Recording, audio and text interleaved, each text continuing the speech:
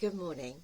So concerning events that are going on in Europe at the moment, we'd like to look at the book of Daniel as to whether it's history or prophecy.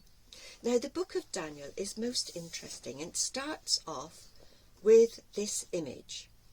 We know this is the march of world powers as described in chapter 2 of Babylon, Persia, Greece, Rome, and it ends up with the feet. Now, whatever interpretation you want to put on the feet, Watchtower has given us many and varied ones, but it accurately describes the situation that we have today.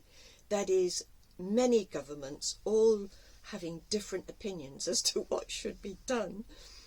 Now, this image sets the scene for the book of Daniel, and other prophecies such as chapter 7, 8 and 11 just give us more details concerning that prophecy. So if you keep this picture in mind as you're reading through Daniel, you'll be able to follow this formula. For instance, in chapter 11 and verses 2 to 4, we have details about the kings of Persia and Greece. Persia and Greece.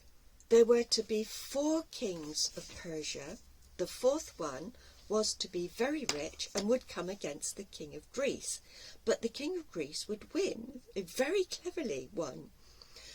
But as the Grecian Empire became in its prime, Alexander dies at a young age and his kingdom is spread to the 4 winds. And we know that represents his 4 generals who split the kingdom between them. And that leads us eventually into the Roman Empire.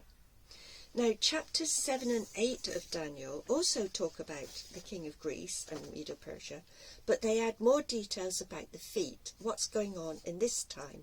But you can read that for yourselves. So it's very cleverly set out, a good theme throughout the book of Daniel. Now we come to the chapter 11, which is extremely controversial.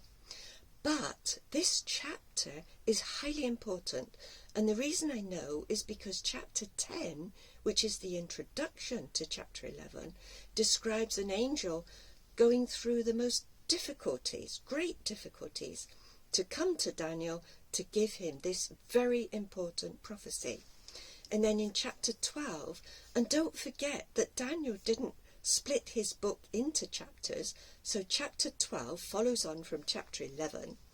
And the angel says to him in chapter 12 and verse 9, "Go your way, Daniel, for the words are shut up and sealed for the time of the end." So the king of the north and the king of the south were to be understood in the time of the end, and to talk about events of the time of the end. Now, a lot of people apply the king of the north and the south to, what's his name, Antiochus Epiphanes, who was a nasty piece of work. But I'm not the only one that doesn't think that this chapter applies to him. In the Amplified Bible, in the footnote regarding verses 36 to 45 of chapter 11, it says the details listed here do not fit what is known of Antiochus Epiphanes. No, it doesn't, but it does fit very clearly what has been going on in the last few years. So it says here that the king of the north will hear rumours from the east and from the north, and he's going to go forth in great fury to try to destroy many. That hasn't happened yet. He's going to pitch his tent between the seas and the glorious mount, and yet he shall come to his end. So I'm going to talk about now things which have yet to be fulfilled concerning the prophecy of Daniel, but are definitely going to happen.